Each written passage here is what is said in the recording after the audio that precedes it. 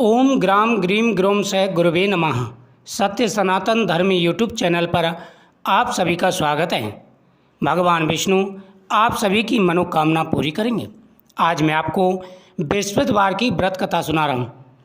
बृहस्पतिवार के दिन भगवान विष्णु का पूजन किया जाता है। केले के वृक्ष के सामने 1 लोटा जल लें, उसमें हल्दी डालें, चने की दाल डालें, हाथ में चने की दाल लें, भगवान के सामने दीपक जलाएं और इस कथा का श्रवण करें। साथ ही आप संकल्प करें कितने व्रत आपको रखने हैं। व्रत पूरा होने के बाद में उद्यापन किया जाता है। कुछ ऐसे नियम होते हैं जिनका पालन करना बहुत ही ज़रूरी है। बृहस्पतिवार के दिन कपड़े ना धोएं, सर्फ साबुन का प्रयोग ना करें, घर में कोई भी तामसिक भोजन नहीं बनना चाहिए। प्राचीन समय की बात है, भारत में एक राजा राज्य करता था। वह बड़ा प्रतापी तथा दानी था। वह नित्य प्रति मंदिर में भगवान के दर्शन करने जाता। वह ब्राह्मण और गुरु की सेवा किया करता था। उसके द्वार से कोई भी याचक निराश होकर नहीं लौटता था। वह प्रत्येक गुरुवार को व्रत रखता एवं पूजन करता था। हर दिन गरीबों की सहायता करता, परंतु यह बातें उसकी रानी को अच्छी नहीं लगती थी।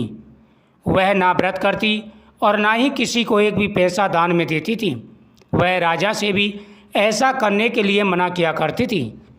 एक समय की बात है, राजा शिकार खेलने वन को गए हुए थे। घर पर रानी और दासी थी। उस समय गुरु बृहस्पति साधु का रूप धारण कर राजा के दरवाजे पर भिक्षा मांगने आए। साधु ने रानी से भिक्षा मांगी तो वह कहने लगी, हे साधु महाराज, मैं इस दान और पुण्य से तंग आ गई हूँ। इस कार्य के लिए तो मेरे पति देव बहुत हैं। अब आप ऐसी कृपा करें, सारा धन नष्ट हो जाए तथा मैं आराम से रह सकूं। साधु रूपी बृहस्पति देव ने कहा, हे देवी, तुम बड़ी विचित्र हो। संतान और धन से कोई दुखी नहीं होता, इसको सभी चाहते हैं। पापी भी पुत्र और धन की इच्छा करता है। अगर तुम्हारे पास धन अधिक है तो भूखे मनुष्यों को भोजन कराओ, प्याऊ लगवाओ, ब्राह्मणों को दान करो, धर्मशाला बनवाओ, कुआं, तालाब, बावड़ी, बाग बगीचे आदि का निर्माण कराओ तथा निर्धनों की कुंवारी कन्याओं का विवाह कराओ। साथ ही यज्ञ आदि करो।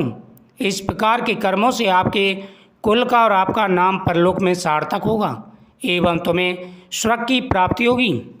परंतु रानी साधु की इन बातों से खुश नहीं हुई। उसने कहा, साधु महाराज, मुझे ऐसे धन की आवश्यकता नहीं जिसको मैं अन्य लोगों को दान देती फिरूं तथा जिसको रखने और संभालने में मेरा सारा समय नष्ट हो जाए।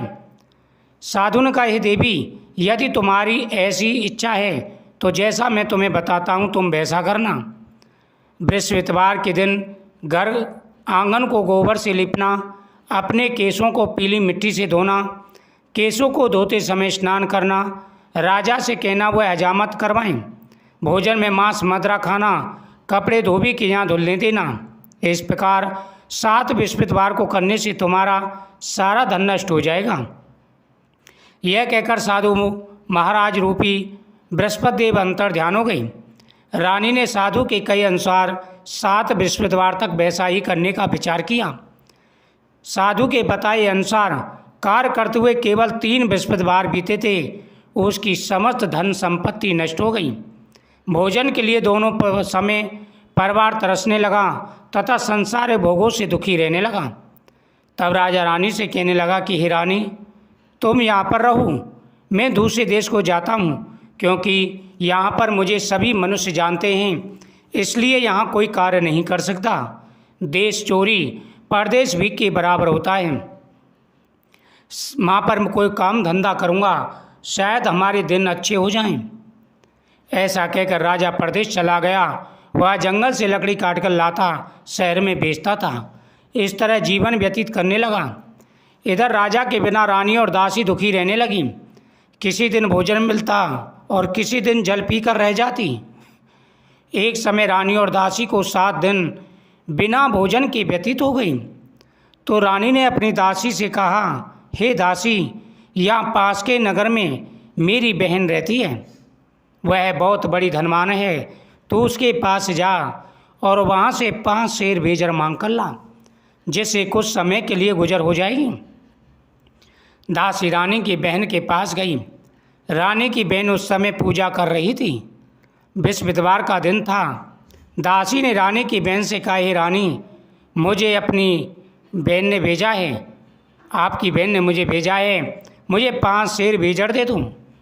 दासी ने यह बात कई बार कही, परंतु रानी की बहन ने कोई उत्तर नहीं दिया, क्योंकि उस दिन बृहस्पतिवार था। वह कथा सुन रही थी। जब दासी को रानी की बहन से कोई उत्तर नहीं मिला, वह बहुत दुखी हुई। उसे क्रोध भी आया। वह लौटकर रानी से बोली, हे रानी, आपकी बहन बहुत ही घमंडी है। वह छोटे लोगों से बात नहीं करती। मैंने उससे कहा तो उसने कोई उत्तर नहीं दिया। मैं वापस चले आई। रानी बोली, हे दासी, इसमें उसका कोई दोष नहीं है।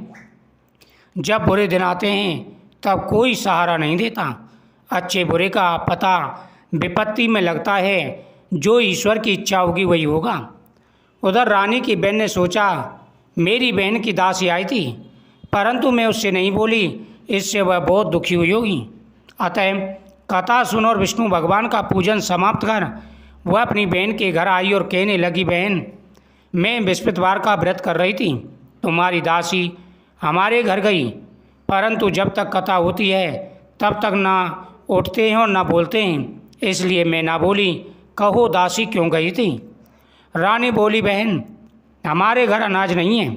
वैसे तुमसे कोई बात छुपी नहीं है। इस कारण मैंने दासी को तुम्हारे यहाँ 5 सेर बेजल लेने के लिए भेजा था। रानी की बहन बोली, बहन देखो, विश्वविद भगवान सबकी मनोकामना पूर्ण करते हैं। देखो, शायद तुम्हारे घर में अनाज रखा हो। यह सुनकर दासी घर के अंदर गई तो वहाँ उसे एक कड़ा बेजर का भरा हुआ मिला। उसे बड़ी हैरानी हुई, क्योंकि उसने एक एक बर्तन देख लिया था। उसने बाहर आकर रानी को बताया।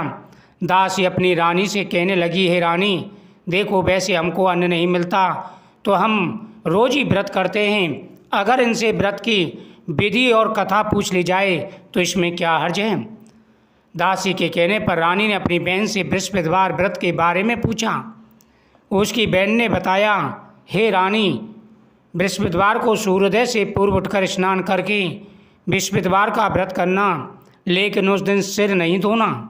बृहस्पतिवार के व्रत में चने की दाल और मुनक्का से विष्णु भगवान का केले की वृक्ष की जड़ में पूजन करना तथा दीपक जलाना। उस दिन एक ही समय भोजन करें। भोजन पीले खाद्य पदार्थों का करें तथा कथा सुनें। इस प्रकार करने से गुरु भगवान प्रसन्न होते हैं, अन्न पुत्र धन देते हैं, मनोकामना पूर्ण करते हैं। इस तरह व्रत और पूजन की विधि बताकर रानी की बहन अपने घर को लौट आई। रानी और दासी दोनों ने निश्चय किया कि बृहस्पति देव भगवान का पूजन जरूर करेंगी। 7 दिन बाद जब बृहस्पतिवार आया तो उन्होंने व्रत रखा। गुड़साल में जाकर चना और गुड़ बीन लाई तथा उसकी दाल से केले की जड़ में विष्णु भगवान का पूजन किया। अब भोजन कहाँ से आए? दोनों बड़ी दुखी हुई, परंतु उन्होंने व्रत किया। इस कारण बृहस्पति भगवान प्रसन्न हुए। वे एक साधारण व्यक्ति के रूप में 2 थालों में सुंदर पीला भोजन लेकर आए और दासी को देकर बोले, हे दासी, यह भोजन तुम्हारे और रानी के लिए है, तुम दोनों करना। दासी भोजन पाकर बड़ी प्रसन्न हुई और रानी से बोली, रानी जी, भोजन कर लो। रानी को भोजन के बारे में कुछ पता नहीं था, इसलिए वह दासी से बोली, जा तू ही भोजन कर, क्योंकि तू हमारी व्रत में हंसी उड़ाती है। दासी बोली, एक व्यक्ति अभी भोजन दे गया है। रानी कहने लगी, वह भोजन तेरे लिए दे गया है, तू ही भोजन कर। दासी ने कहा, वह व्यक्ति हम दोनों के लिए 2 थालों में भोजन दे गया है, हम और आप दोनों साथ साथ भोजन करेंगे। दोनों ने भोजन किया। उसके बाद वे प्रत्येक गुरुवार को गुरु भगवान का पूजन और व्रत करने लगी।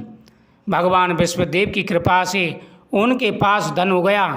रानी फिर पहले की तरह आलस करने लगी तो दासी बोली, देखो रानी, पहले भी आप आलस किया करती थी, जिसके कारण हमारा सारा धन नष्ट हो गया था।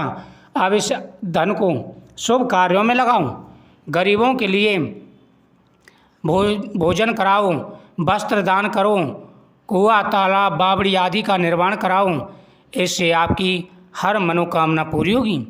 जीवन में जो भी परेशानी आ रही हैं, सारी परेशानियां दूर हो जाएंगी और भगवान प्रसन्न होकर के मनोकामना पूरी करेंगे। रानी ने ऐसा ही करना प्रारंभ कर दिया, जिससे उसका यश फैलने लगा। रानी और दासी दोनों ने इस प्रकार के शुभ कर्म करने प्रारंभ कर दिए। एक दिन रानी और दासी आपस में विचार करने लगी, ना जाने राजा किस दशा में होंगे, उनकी कोई खोज खबर नहीं है। गुरु भगवान से उन्होंने प्रार्थना की और भगवान ने रात्रि में राजा को स्वप्न में कहा, हे राजन, तेरी रानी तुझे याद करती है, अब अपने देश को लौट जा। राजा प्रातःकाल उठकर जंगल से लकड़ियां काट कर लाने के लिए जंगल की ओर चल पड़ा। जंगल से गुजरते हुए वो सोचने लगा, रानी की गलतियों के कारण मैंने कष्ट पाया है और अब भगवान की आज्ञा है तो मुझे जाना होगा। रानी की गलतियों के कारण राजपाट छोड़कर जंगल में आना पड़ा। जंगल से लकड़ियां काट कर उन्हें बेचकर गुजारा करना पड़ता है। वह यह सोच रहा था, उसी समय उस जंगल में बृहस्पति देव एक साधु का रूप धारण करके आए और राजा के पास आकर बोले, हे लकड़हारे, तुम इस सुनसान जंगल में किस चिंता में बैठे हो, मुझे बताओ। यह सुन राजा के नेत्रों में जल भराया और साधु की वंदना करके बोला, प्रभु आप सब कुछ जानते हैं। इतना कहकर राजा ने साधु को अपनी संपूर्ण कहानी बता दी। वे राजा से बोले, हे राजन, तुम्हारी पत्नी ने बृहस्पति देव के प्रति अपराध किया था, जिसके कारण तुम्हारी यह दशा हुई। अब तुम किसी प्रकार की चिंता मत करो, भगवान तुम्हें पहले से अधिक धन देंगे। देखो, तुम्हारी पत्नी ने बृहस्पतिवार का व्रत करना प्रारंभ कर दिया है। अब तुम भी बृहस्पतिवार का व्रत करके चने की दाल व गुड़ जल के लोटे में डालकर केले का पूजन करो, फिर कथा कहूँ सुनो, भगवान तुम्हारी सब मनोकामना पूर्ण करेंगे। साधु को प्रसन्न देख राजा बोला, प्रभु मुझे लकड़ी बेचकर इतना पैसा नहीं मिल बचता जिससे भोजन करने के उपरांत कुछ बचा सकूं। मैंने रात्रि में अपनी स्त्री को व्याकुल देखा है, मेरे पास कुछ भी साधन नहीं जिससे उसकी खबर मंगा सकूं। फिर मैं कौन सी कहानी कहूँ ये भी मुझे पता नहीं है। साधु ने कहा, हे राजन, तुम किसी भी प्रकार की चिंता मत करो। बृहस्पतिवार के दिन तुम रोजाना की तरह लकड़ियाँ लेकर शहर को जाओ, तुम्हें रोज से दूना धन प्राप्त होगा, जिससे तुम भले भांति भोजन कर लोगे और बृहस्पति देव की पूजा का सामान भी आ जाएगा। और अब बृहस्पति देव की मैं तुम्हें कहानी सुनाता हूँ, ध्यान से सुनो। प्राचीन समय की बात है, एक ब्राह्मण और ब्राह्मणी थी।